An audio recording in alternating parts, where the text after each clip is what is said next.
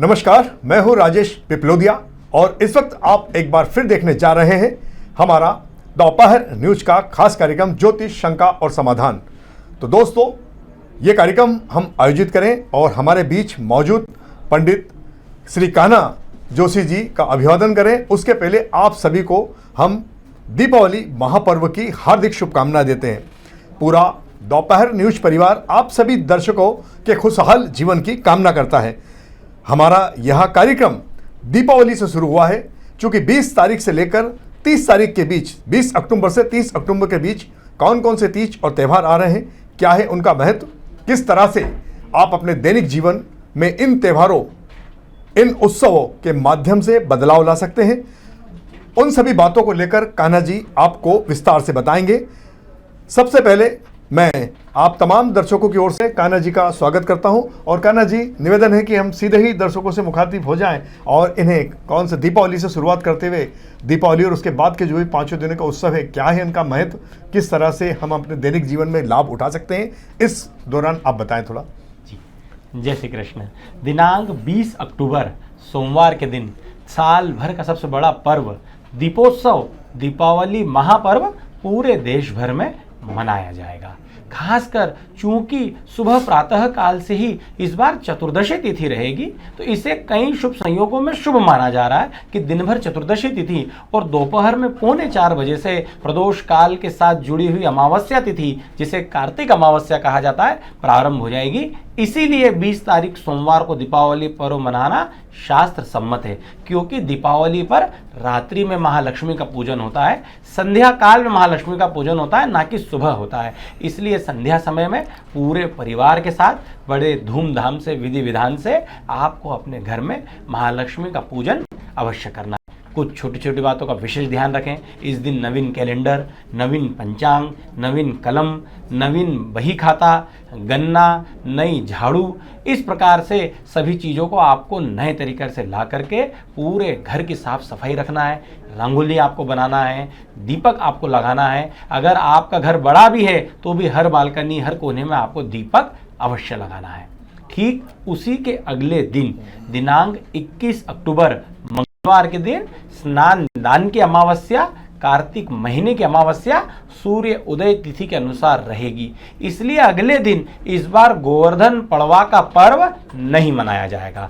21 तारीख मंगलवार को खासकर आपको तीर्थ स्थल में जाकर के स्नान और विशेषकर अपने घर पे ही रह करके आपको दान अवश्य करना है। अभी चूंकि कार्तिक मास चल रहा है, इसमें सबसे ज्यादा महत्व आपको तीर्थ स्थल में स्नान का और विशेषकर दीप दान का है। जितना हो सके उतना दीप दान आपको इस दिन अवश्य करना है।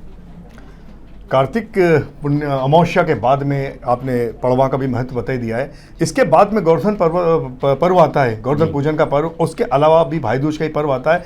इन दोनों पर्वों की क्या खास विशेषता है और इनके दैनिक जीवन में क्या हम किस तरह से लाभान्वित हो सकते हैं? जी, इस बार बुधवार के दिन दिनांक 22 अक्टूबर को गोवर्धन पड़वा का पर्व विशेषकर मनाया जाएगा, जिसे गोवर्धन पूजन के रूप में कहा जाता है। खासकर आपको उस दिन विशेषकर गौ माता के गोबर से आपको लीप करके गोवर्धन का स्वरूप आपको जमीन पर बनाना है, जिससे पूरे आपके कॉलोनी के, मोहल्ले के क्षेत्र के लोग आकर के वहां पे गोवर्धन का पूजन करें, जिसे अति शुभ माना जाता है। खासकर इस दिन विशेषकर पूरे भारतवर्ष में और खासकर मालवा में इस दिन आशीर्वाद लेने का विशेष पर्व माना जाता है। आप चूंकि कितने ही व्यस्त क्यों ना हो जाए, कितने ही मॉडर्न क्यों ना हो जाए, लेकिन गोवर्धन पड़वा पर आपको अपने बड़ों के घर पे, अपने इष्ट मित्रों के यहाँ, अपने ससुराल, अपनी बहन, सभी के यहाँ जाकर के आपको मिठाई देना चाहिए और उनसे आशीर्वाद अवश्य लेना चाहिए।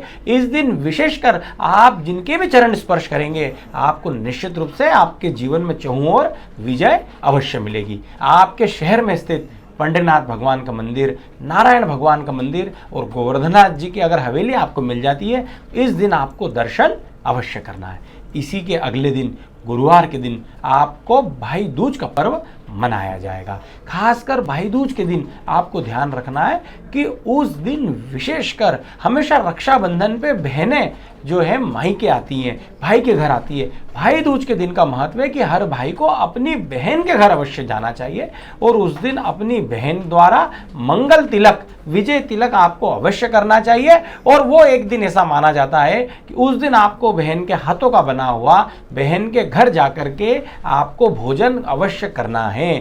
ये एक वरदान के रूप में ये पर्व आता है। अगर भाई दूज के दिन किसी भी भाई का मस्तक अगर सूना रह जाए, बहन उसको तिलक नहीं करे, अगर आपकी बहन शहर से बाहर रह रही हो, आपके शहर में कोई आपकी मित्र की बहन हो, कोई आपके कोई भी आपकी मुंह बोली बहन हो, तो उनके घर जाकर के भाई दूज के दिन आपको तिलक लगाना है, जिससे पूरा वर्ष आपका शुभ तरीके से व्यतीत होगा। पंडित जी, आपने गोवर्धन पूजा के विषय में तो काफ़ी विस्तार से बताया, और क्योंकि अब इंदौर जैसे शहर में तो गायें कहीं नज़र नहीं आ रही है, तो गोबर लाना संभव नहीं होगा। हाँ, ग्रामीण क्षेत्र में और शहर से बाहर जो भी हमारे दर्शक हैं, वे निश्चित तौर पर गोवर्धन पूजा का पूजन अवश्य करें और गोवर्धन पूजा का लाभ अवश्य उठाएं। तो कुछ इसकी कोई अल्टरनेटिव व्यवस्था, जैसे कई बार क्या होता था कि पहले संझा का पर्व आता था श्राद्ध पक्ष के दौरान, तो उन दिनों जितनी भी बालिकाएं रहती थी जो संझा का व्रत करती थी, वह सब गोबर से संझा के चित्र और जो भी टिपकियाँ वगैरह बनाती थी। अब वो चूंकि गोबर तो मिला नहीं, उन्होंने अब रेडीमेड पर्चे आ गए, तो गोवर्धन पूजा के लिए कोई रेडीमेड कुछ मतलब है कि नहीं प्रावधान वगैरह इस प्रकार का शास्त्रों के अंदर? कोशिश करें, जैसे कई बड़े शहरों में अब सड़कों के ऊपर गौ माता नहीं है, तो आप गौशाला जाएं। गौशाला में आप अवश्य देखेंगे कि गौशाला में अवश्य उस दिन गोबर से लिप करके गोबर बनाए जाते हैं। नहीं तो आपके घर के आसपास से कोई भी बड़े नारायण भगवान के मंदिर में आप जाएंगे तो वहां पे आपको गोबर से बने हुए गोवर्धन जी मिल जाएंगे। सही कहा राजेश जी ने कि अभी मोहल्लों में, गलियों में तो गाय है नहीं, तो गोबर मिलेगा नहीं, लेकिन मंदिरों में अगर आप जाएंगे या गौशाला में जाएंगे तो वहां आपको गोबर से बने मिल जाएंगे, क्योंकि इनका गोबर से ही बना होना आवश्यक है, इसलिए इनका कोई अल्टरनेटिव नहीं है। अगर आप नहीं भी जा पाए तो कम से कम अपने शहर में गोवर्धननाथ जी का मंदिर तो जरूर होगा, वहां जाकर के आप दर्शन, चाहे गोवर्धन आप ना बनाए, लेकिन गोवर्धन जी के दर्शन जरूर करें, भले पूजन ना करें कि बनाए ना, लेकिन दर्शन जरूर करें, उन्हें प्रणाम जरूर करें, तो भी आपको काफी कुछ लाभ मिलेगा। क्योंकि कलयुग है, यहाँ तो नाम जाप से ही पापी, अच्छे से अच्छे पापी तर जाते हैं। क्योंकि उस दिन आप जाएंगे तो पूरे देश के सभी मंदिरों में, विशेषकर आपको श्री कृष्ण के मंदिरों में 56 प्रकार के भोगों के दर्शन आपको अवश्य होंगे, क्योंकि उसी दिन खासकर 56 भोग का और अन्नकूट का विशेष महत्व होता है। गोवर्धन पर्वत को भगवान श्री कृष्ण ने चींटी उंगलियों में उठा करके रखा, 7 दिन तक के उठा के रखा। एक दिन में भगवान श्री कृष्ण 8 बार भोजन करते थे, 8 बार उनको भोग माता यशोदा लगाती थी, तो 8 7 56, तो 8 बार वो भोजन करते थे। 7 दिन तक पर्वत को तोक करके रखा, 7 दिन तक कुछ नहीं खाया, इसलिए जब गोवर्धन पर्वत उन्होंने रखा तो उस दिन गोवर्धन पड़वा थी, इसलिए माता यशोदा ने 8 दिन की 7 दिन की पूर्ति करने के लिए 56 प्रकार के भोग लगाए गए।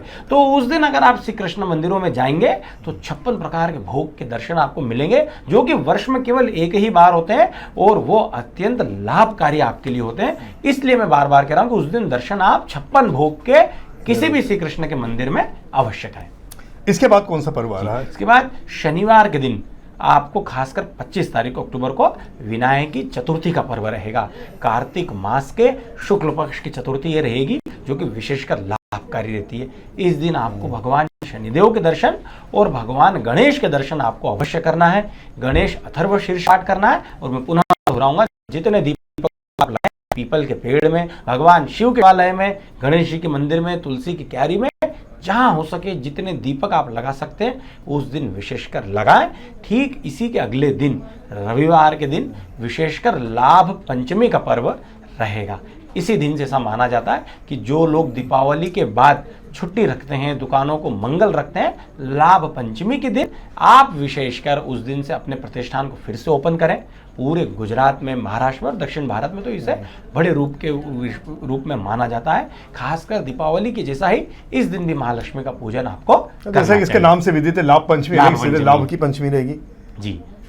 ठीक उसी के अगले दिन सोमवार के दिन छठ पूजा का पर्व मनाया जाएगा, जो कि पूरे उत्तर भारत का सबसे बड़ा पर्व रहता है। चूंकि इंदौर या कई बड़े शहरों में भी अब यूपी और बिहार के कई लोग यहाँ आकर के बस गए, तो इस दिन विशेषकर जलाशय में खड़े रह करके सूर्य देव का यह पर्व होता है। सूर्यास्त के समय इस समय अर्घ दिया जाता है और छठ पूजा का पर्व उत्तर भारतीयों को इस दिन विशेष रूप से मनाना चाहिए। इसी बेला में हम लोग चलेंगे तो अक्टूबर माह का अंतिम सप्ताह दिनांक 31 अक्टूबर तक जो त्यौहार आ रहे हैं उसमें विशेषकर एक त्यौहार, अंतिम त्यौहार अक्टूबर माह में आ रहा है 30 अक्टूबर, विशेषकर गुरुवार के दिन। इस दिन गोपाष्टमी और उसी के साथ आंवला नवमी का महापर्व मनाया जाएगा। कई मंदिरों में इस दिन विशेषकर अन्नकूट, महाप्रसादी और भोजन के आयोजन आपको देखने को मिलेंगे, क्योंकि ये सबसे बड़ा पर्व होता है कार्तिक महीने का, जिसमें आपको अन्न का दान करना चाहिए, आंवले का भोग ठाकुर जी को लगाना चाहिए। इसलिए आप देखेंगे गुरुवार 30 अक्टूबर को आंवला नवमी का पर्व पूरे शहर में, पूरे देश में विशेषकर मनाया जाएगा। कुछ पंचांगों के अनुसार अक्टूबर माह का जो अंतिम दिन रहेगा दिनांक 31 अक्टूबर शुक्रवार के दिन सूर्य उदय तिथि के अनुसार आंवला नवमी का पर्व कहीं कहीं जगह दशमी के साथ मनाया जाएगा। इस दिन आपको आंवले से स्नान करना है, आंवले के पाउडर से श्री ठाकुर जी को आपको स्नान कराना है, अभिषेक कराना है और विशेषकर उस दिन आंवले को आपको पाना है। आमतौर पे ये धारणा थी कि दिवाली दीपोत्सव 5 दिन का होता है, लेकिन यहाँ तो पूरा 11 दिन का हो रहा है। यानी पहले दिन से लेके 11 तक का काफी महत्व है। और उसके बाद में जो कि देव उठनी 11 भी इसमें आती है, जो कि 1 नवंबर के दिन आ रही है, तो उस देव उठनी 11 का भी काफी महत्व। तो मैं चाहता हूँ कि हमारे दर्शकों को उसकी जानकारी भी मिल जाए, ताकि 31 के बाद में सीधे वो 1 तारीख का देख सकें। जी, शनिवार के दिन 1 नवंबर को आपको कंफ्यूज बिल्कुल नहीं होना है। इस बार 2 दिन एकादशी का पर्व रहेगा, लेकिन मेन देव उठनी एकादशी का मुख्य पर्व जो है वो शनिवार को 1 नवंबर के दिन रहेगा। मैं बार बार कह रहा हूं, केवल दीपावली के 5 दिन आप दीपदान मत करें। हमारे शो के माध्यम से आप इस पूरे कार्तिक माह में दीपदान करके देख लीजिए। आपके जीवन में इस पूरे कार्तिक माह के कार्तिक पूर्णिमा पे एक अलग ही सकारात्मक लाभ आपको देखने को मिलेगा। जीवन में जितना अंधियारा होगा वो सब उजाले में तब्दील हो जाएगा। दिनांक 1 नवंबर शनिवार के दिन देव उठनी एकादशी का पर्व रहेगा। राजस्थान के प्रसिद्ध खाटू श्याम जी का जन्मोत्सव, खाटू श्याम जी की जयंती भी उस दिन रहती है, जो कि सबसे बड़ी एकादशी पूरे वर्ष की होती है। इसी दिन से मांगलिक कार्य भी शुरू हो जाते हैं। चूंकि इस वर्ष इस दिन से नहीं शुरू होंगे, 23 नवंबर से जाकर के शुरू होंगे, तो जिनके यहाँ मांगलिक कार्य उन बात का ध्यान रखें कि नक्षत्र विवाह के इस बार 1 तारीख से नहीं शुरू होंगे, 23 नवंबर से होंगे। आपको ध्यान रखना 1 नवंबर को। काफी समाजों में तो 1 नवंबर को देवउठनी एकादशी मानी जा रही है। उस दिन सामूहिक विवाह के बड़े बड़े आयोजन भी हो रहे हैं, शहर में कई जगह बैनर पोस्टर भी नजर आने लगे हैं। तो वो किस आधार पर कर रहे हैं? जी, 1 नवंबर को देव उठनी एकादशी के दिन अबूझ मुहूर्त माना जाता है। पूरे साल भर में ये 4 मुहूर्त को अबूझ माना जाता है, जो कि फरवरी में माघ माह में आने वाली बसंत पंचमी, अप्रैल महीने में बैशाख महीने में आने वाली अक्षय तृतीया आखा तीज, जुलाई महीने में आषाढ़ महीने में आने वाली भड़ली नवमी और नवंबर में कार्तिक माह में आने वाली देव उठनी एकादशी। इन चारों को बसंत पंचमी, आखा तीज, भड़ली नवमी और देव उठनी एकादशी ये अबूझ मुहूर्त होते हैं। इस दिन कोई मुहूर्त हो या ना हो, इस दिन देव के माथे भगवान के भरोसे विवाह करने की प्रथा शुरू से चली आ रही है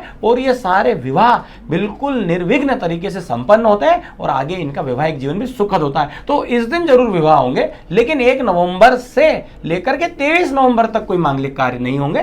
23 नवंबर को विवाह के नक्षत्र आएंगे, उस दिन से मांगलिक कार्य शुरू हो जाएंगे। 1 नवंबर के दिन आप बढ़िया तुलसी महारानी जी का विवाह शालिग्राम जी से करें। विशेषकर उस दिन ठाकुर जी का पूजन करें और उस दिन भी खूब लाइटिंग करें, फटाके फोड़ें और दीपक जलाएं। अगले सप्ताह फिर मुलाकात होगी। तो दोस्तों, ये था हमारा अक्टूबर माह का अंतिम कार्यक्रम। नवंबर माह यानी कि 1 नवंबर को हम आपसे एक बार फिर मुखातिब होंगे, एक नए आयोजन के साथ, एक नई जानकारी के साथ। तब तक के लिए हम आप सभी से मिलते हैं, लेकिन इसके पहले से निवेदन है कि कृपया हमारे चैनल को आप सब्सक्राइब जरूर करें और हमारे इस प्रोग्राम को अधिक से अधिक लोगों तक शेयर भी करें, ताकि आपके माध्यम से अन्य लोग भी इससे लाभान्वित हो जाएं। धन्यवाद।